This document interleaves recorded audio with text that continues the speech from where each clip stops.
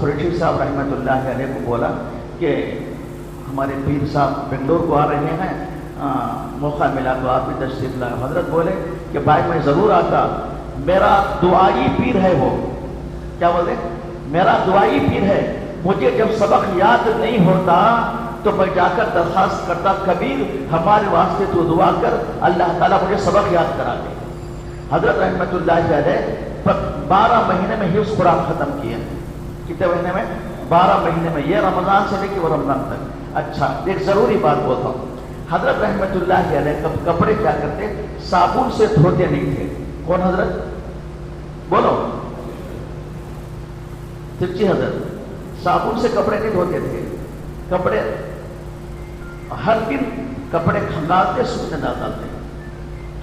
رات میں ایک مرتبہ حضرت کپڑے کھنگال کے سوکھنے ڈال رہے تھے، ٹھنڈ کا زمانہ تھا، حضرت یوسف صاحب رحمۃ اللہ علیہ اس طرف سے گزرے۔ حضرت جی یوسف صاحب رحمۃ اللہ علیہ اس طرف سے گزرے تو حضرت جی نے اپنے خادم سے کہا کہ یہ تمل ناڈو مدراس کا لڑکا کیوں رات میں کپڑے دھوتا ہے، صفائی کرتا ہے؟ تو خادم آ کے حضرت کو پوچھا تو خادم نے کہا کہ کچھ راز ہے، چھوڑیے بھائی، آپ کیوں مجھے پوچھتے ہیں، چھوڑیے۔ 1 دن ہو گیا، 2 دن، 8 دن ہو گئے۔ حضرت کے گھر سے ہر مہینہ 10 روپے آتے تھے۔ کتنے روپے؟ 10 روپے۔ 2 روپے کا صابن خریدتے تھے، 8 روپے اپنے خرچے کے واسطے رکھتے تھے۔ ایک راز ہے، نہیں بولنا، لیکن آپ سب حضرت کے مریدین ہیں، بول رہا ہوں۔ حضرت کے والد جو ہے پتے کا بیپار کرتے تھے، بیڑی کا جو پتا ہے اس کا بیپار کرتے تھے حضرت۔ تو ایک مرتبہ پتا لینے کے واسطے حضرت کیا کہ لوڑ آ گیا ہے، پتا لینے کے واسطے کہیں سے قرض سود کو لے لیے ہیں۔ کتنے کس واسطے؟ سود میں لے لیے ہیں، بیاج پہ لے لیے۔ اور کتنا لیے ہیں؟ صرف 25 روپے لیے ہیں۔ کتنے لیے؟ صرف 25 روپے لیے ہیں۔ حضرت رحمت اللہ علیہ کو وہ بات معلوم ہوئی کہ تمہارے والد 25 روپے سود کو لیے ہیں۔ اس کے بعد سے حضرت کو جو بھی منی آرڈر آتا اٹھا کر سب پٹلم بن کے رکھ ڈالتے، صندوق میں پٹلم بن کے رکھ ڈالتے۔ یہ کپڑے سکھانے کے بعد حضرت یوسف صاحب رحمت اللہ علیہ بار بار پوچھے تو حضرت بولے یہ بات جو ہے میں ڈائریکٹ حضرت جی کچھ بولتا ہوں، تمہارا کو نہیں بولتا۔ بولے کیا بولے؟ یہ بات جو میری راز کی ہے میں حضرت جی کو بولتا ہوں، آپ کو نہیں بولتا۔ اب حضرت کے پاس گئے، جانے کے بعد حضرت کو ساری داستان سنائی۔ حضرت پہلے تو میرے والد کبھی سود پہ لے لیتے تھے، لیکن مجبوری کی وجہ سے 25 روپے سود پہ لے لیے ہیں۔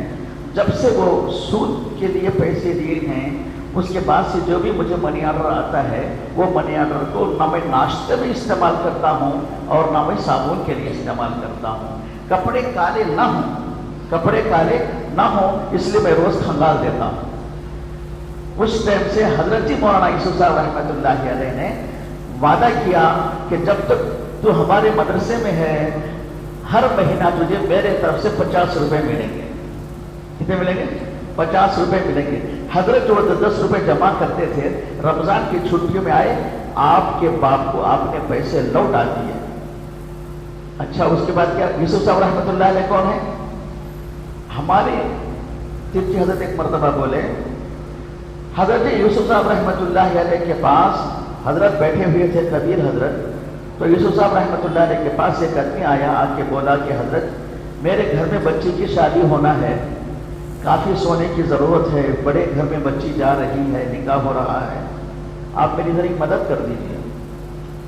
حضرت رحمۃ اللہ علیہ نے کہا وہاں ڈھیلا پڑا ہے، لے کر آؤ۔ سنا غور سے، کیا کہا ہے؟ پانی، مٹی کا ڈھیلا پڑا ہے، یہ لے کر آؤ بولے۔ وہاں مٹی کا ڈھیلا پڑا تھا، حضرت یوسف صاحب رحمۃ اللہ علیہ وہ آدمی کے سامنے بٹھا کر پڑھے قل هو اللہ احد اللہ الصمد، 10-11 مرتبہ پڑھ کے دم کیے۔ جیسے ہی دم کیے وہ مٹی کا ڈھیلا سونے میں بدل گیا، وہ مٹی کا ڈھیلا سونے میں بدل گیا۔ جب وہ مٹی کا ڈھیلا سونے میں بدل گیا تو وہ آدمی تو سونا لے کے چلے گیا، لیکن آدمی بڑا ہرس خور ہوتا ہے، بچی کی شادی ہونے کے بعد پھر انہیں ڈھیلا کاٹ لیا. انہیں ڈھیلا کاٹنے کو خود بیٹھ کو 20 پر 1 مرتبہ قل ہو اللہ پڑھا. کتنے مرتبہ؟ 20 پر 1 مرتبہ قل ہو اللہ پڑھ کو دم کریا تو دھول بھی اڑی نہیں. سونا بننا تو دور کی بات، دھول بھی نہیں اڑی. اب وہ شکایت جا کے حضرت کو کیا، حضرت یوسف رحمۃ اللہ علیہ کو، حضرت آپ 11 مرتبہ پڑھے سونا بن گیا اور میں 20 پر 1 مرتبہ پڑھا ہوں، سونا نہیں بنا، ہیٹ کا ڈھیرا ہی ہے. تو اس سے حضرت رحمۃ اللہ علیہ نے کہا خون تو نے پڑھ لیا لیکن یوسف کا منہ بھی چاہیے. کیا چاہیے؟ یوسف کی زبان بھی چاہیے خود پڑھنے کے واسطے. تو بہرحال ایسے بزرگوں کے ہاتھ میں ہمارے حضرت کبیر حضرت رحمۃ اللہ علیہ کی تربیت ہوئی. ایک راز کی بات بولتا ہوں اور ایک سنو. کبیر حضرت قرآن ختم کرنے کے بعد جلال آباد چلے گئے مفتاح العلوم پڑھنے کے واسطے. کہاں گئے؟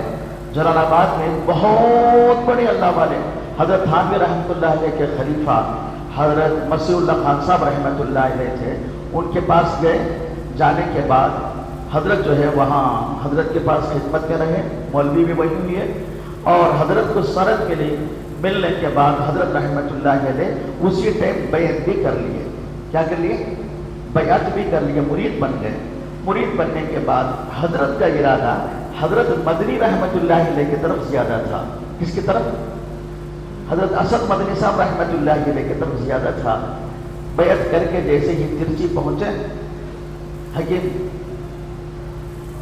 ترچی پہنچنے کے بعد اللہ سے دعا کی کہ اللہ میں تو حضرت سے بیعت کر لیا ہوں لیکن میرا ارادہ جو ہے نا حضرت مدنی کے اسد مدنی صاحب وغیرہ رحمۃ اللہ علیہ کے پاس کا ارادہ ہے.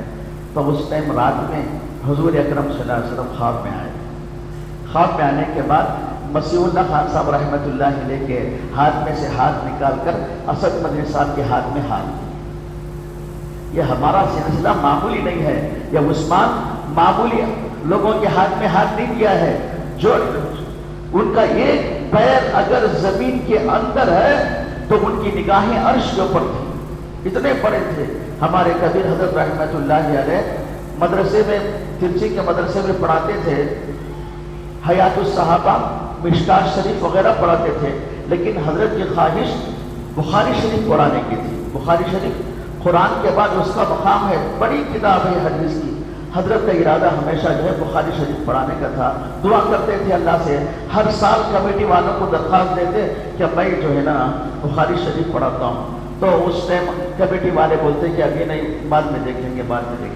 حضرت کی عادت تھی، سمجھ میں آئی ہوئی بات؟ سمجھ میں آئی نا سب کو بھی؟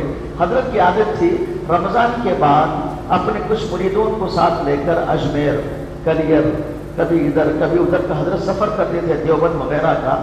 اتفاق ایسا ہوا کہ حضرت کلیر شریف گئے، وہاں جا کر رات میں قیام کیا.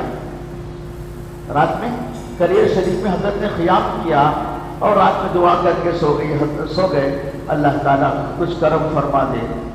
تو رات کو خواب میں کلیر ہی کے اندر حضرت ثابت دیا کلیری رحمۃ اللہ علیہ حضرت کے خواب میں آئے.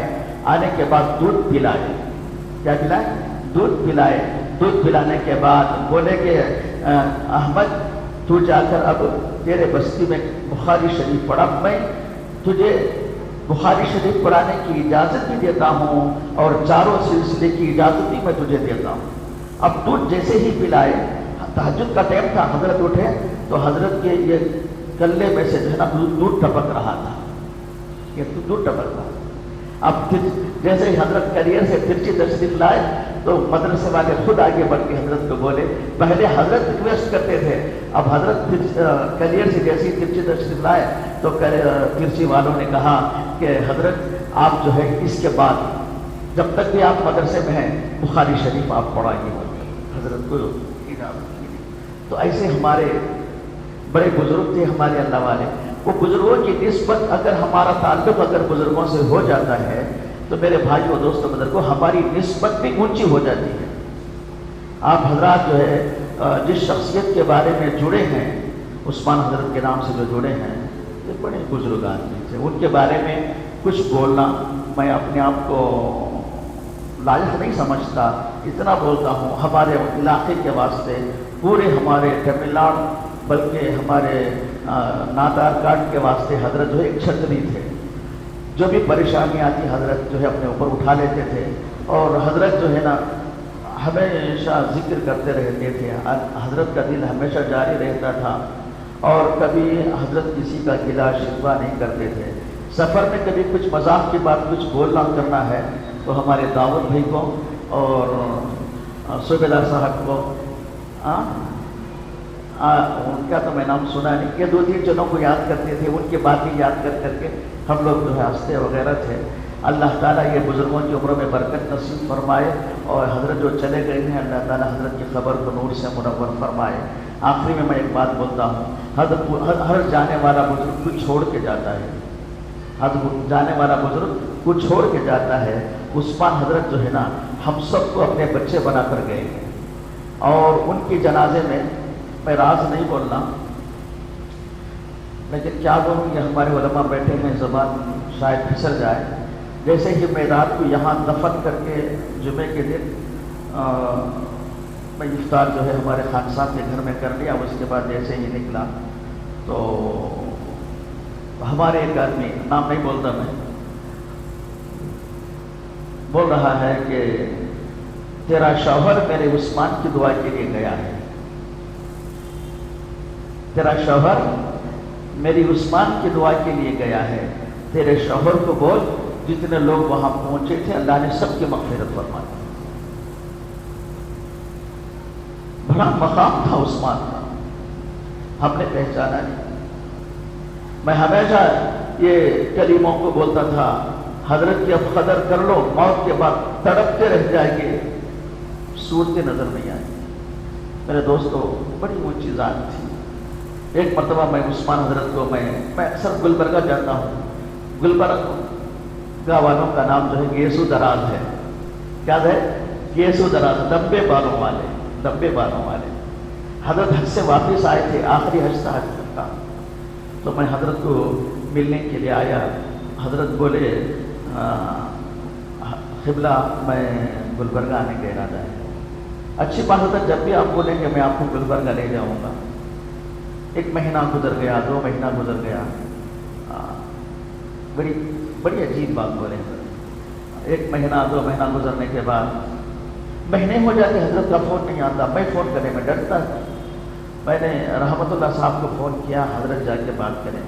रात में 11 बजे मैं फ़ोन किया तो हजरत से बोला कि हजरत मैं मेरे घर वाले सब जो है गुलबर्गा को आपको